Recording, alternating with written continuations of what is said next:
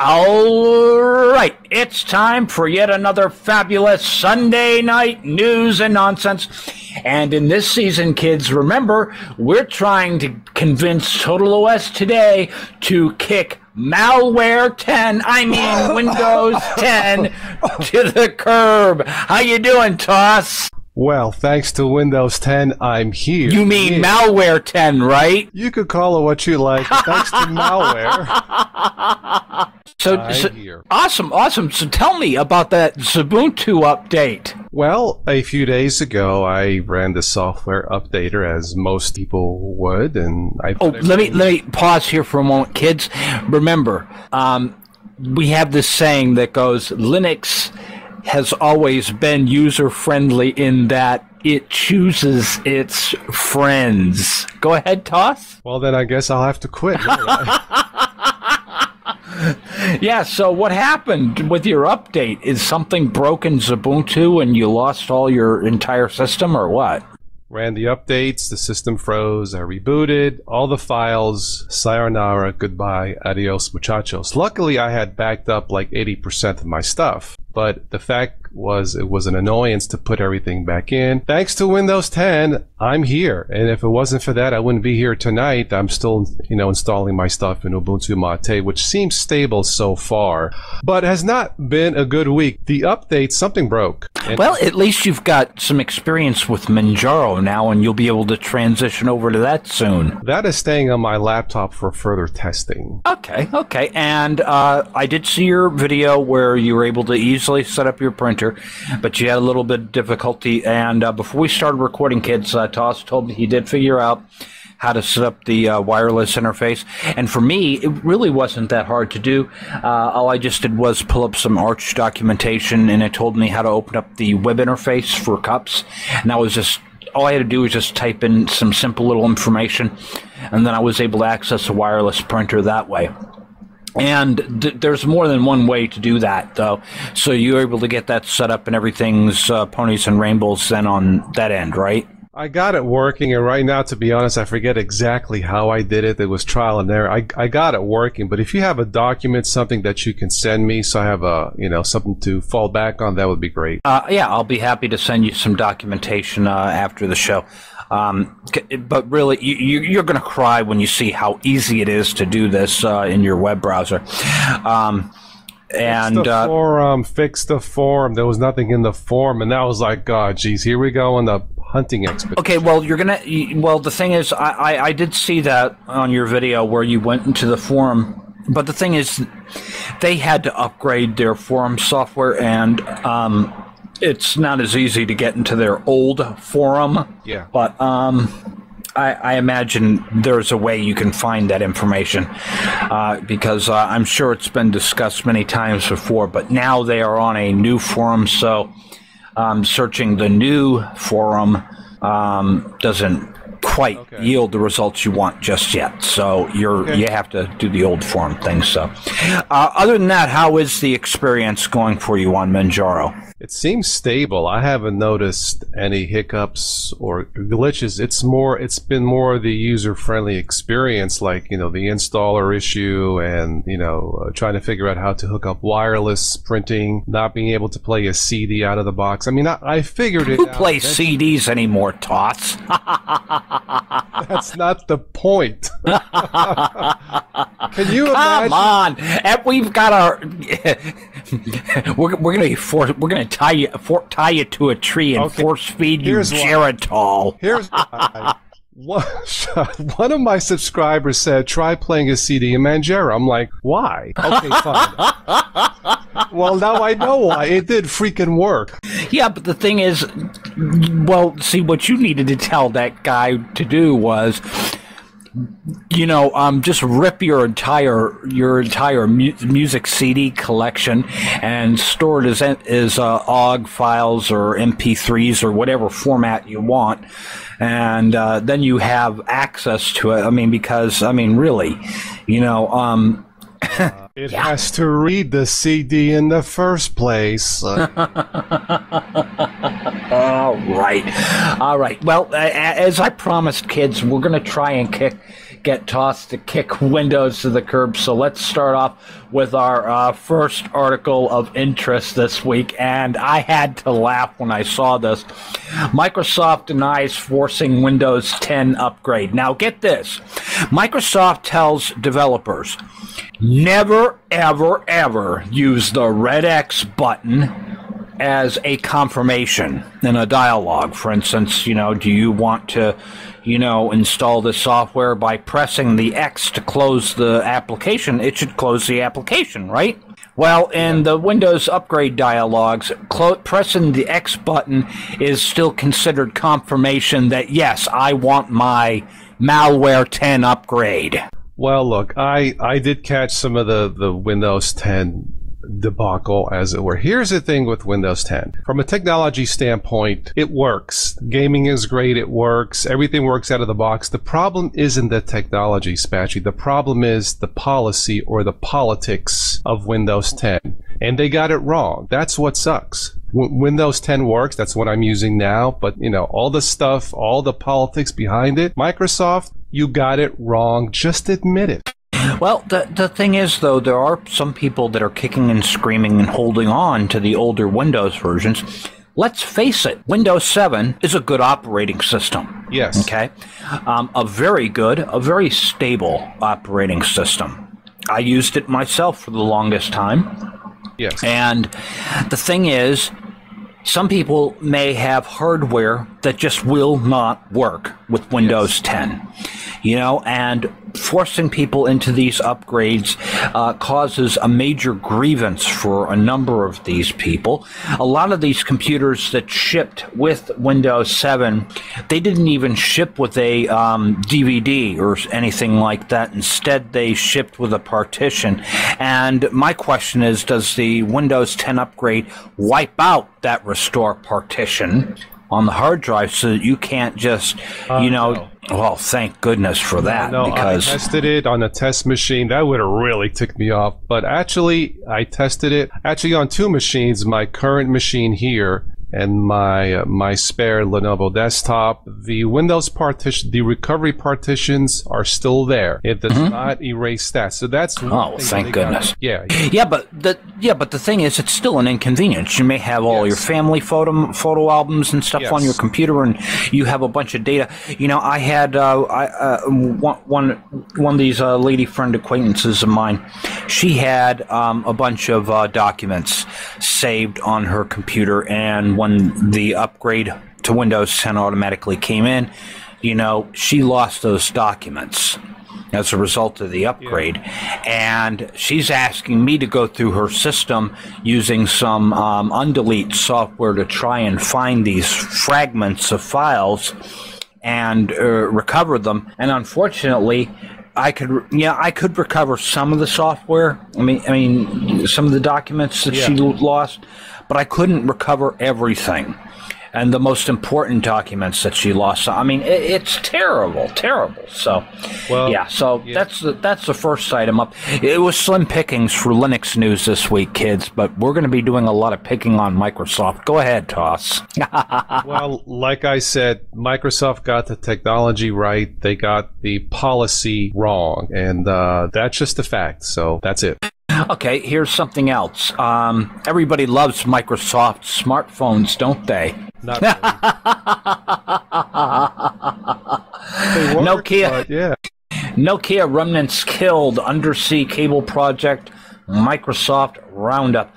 Microsoft severed all remaining ties to Nokia, awarding funding to startups to improve global connectivity, and partnered with Facebook to build a cross-Atlantic cable.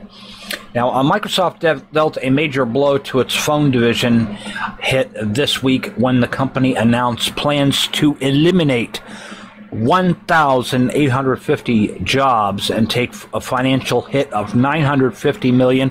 I speculate, Toss, that they're probably going to take that out of Steve Ballmer's pension. Oh, yeah, sure. No problem. No problem.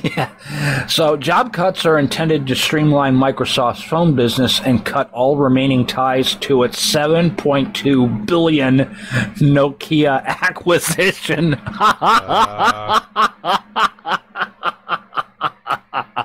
Yep. Oh, I wonder if Nokia is going to start shipping Android again. You think? God. You think? I don't know. Poor Microsoft. I still like the idea of Bill Gates taking that $950 million out of Steve Ballmer's pension, though. I think that would be fair. Yeah. You got anything related to this, Toss, or should I go to the next one? Well, go to the next one. I'll be merciful. Microsoft wants to protect us from our own stupid passwords. I thought this was nonsense. This is from Nerdist. In a recent blog post, Microsoft Identity Protection Team employees outlined 2 steps the tech giant is taking in order to halt fry-with-a-brain slug-level passwords on Microsoft Ad and various other Microsoft platforms that include account services like Outlook, Xbox, OneDrive, etc. Banning passwords that are used too much and denying people access to accounts by utilizing smart password lockouts. So, Toss, that means you can't use your pet Fluffy as a password anymore. You ruined my day. Yeah. Yeah, so, I mean, you use your, Fluffy Wuffy is your pet's name and you use Fluffy Wuffy as your password. Microsoft is going to go, no, you can't use it. You got to have an uppercase letter and a lowercase letter, and you've got to have at least 5 hash symbols and a bunch of other crap. So I can't use the password Tushy Wushy? You need to use a password nobody can remember, not even you. That's called brain dead. Gotta love it. But the thing is, you should use secure passwords nowadays. Yes. And one of the suggestions that was made was, instead of just typing in, just a simple word and maybe a number, instead type a whole sentence. Like yes. But don't use the quick brown fox jumps over the lazy dogs. That's my password. Oops. Oh, but the thing is, I use upper and lowercase letters all the way through it. You'll never figure it out. It'll take the average brute forcing program 20 years to get my password. That's pretty fast. Yeah. Well, to be honest, because of my busy week, shall I say, I just have a couple nonsense stuff and I'm done. Yeah, what? That's... Oh, goodness. Okay, well then, I was busy fixing Linux, do you mind? Okay.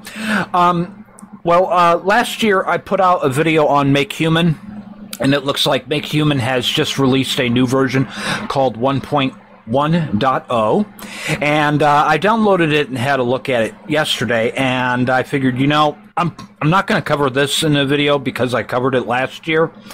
But I have a related project that I'll be covering this week, hopefully after MCOL gets its release and after the holiday and that sort of thing.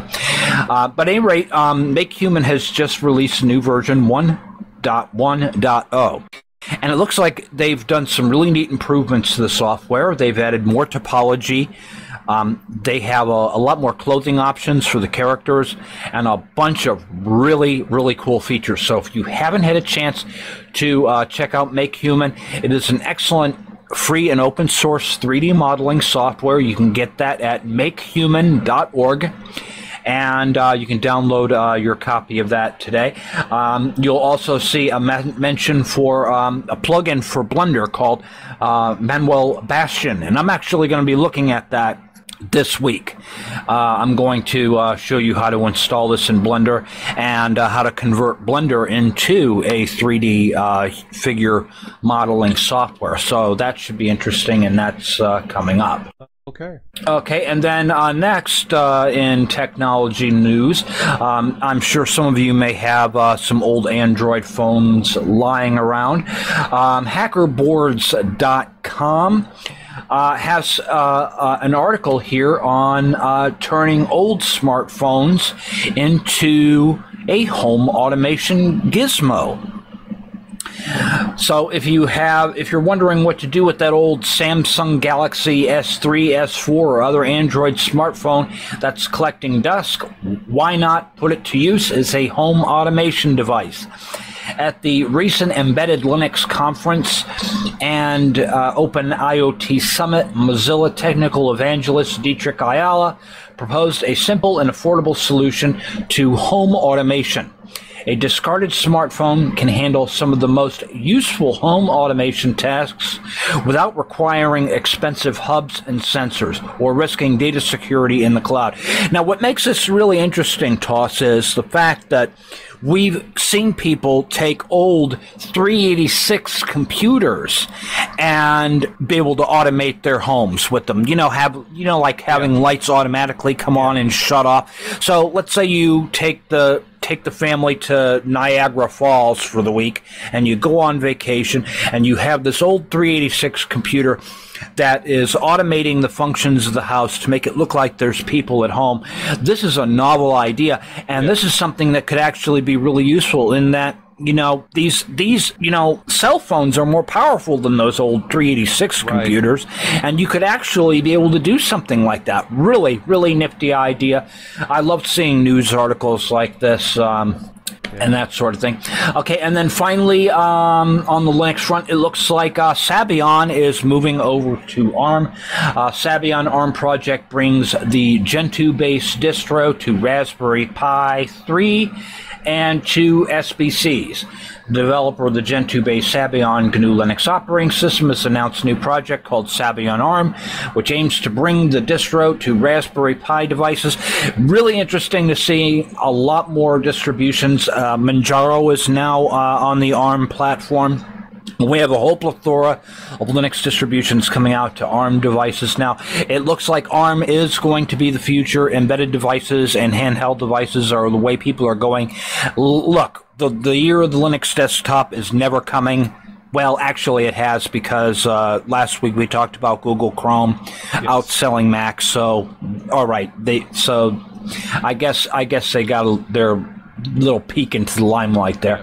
But the fact of the matter is, everything is going to portable and embedded devices, and this is a great opportunity for Linux to exploit these devices and get their product out on them. So amazing stuff. Cool. And hopefully we'll be seeing a lot more in the future, maybe even seeing more portable devices coming out with your favorite Linux distribution on the store shelves. You never know, it could happen.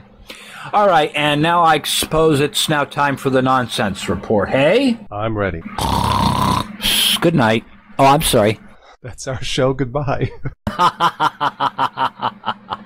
What you got, Toss? An electrician in Brazil finds a dead snake in a malfunctioning PlayStation 4.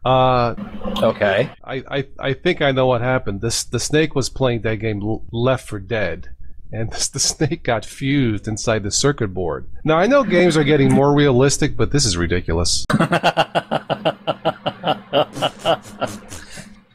Okay, next. You might like this one. A man went for a loan at a bank here in the States. I think it was in South Carolina, and he got arrested. You want to know why? For what? He needed a loan to purchase meth. I'd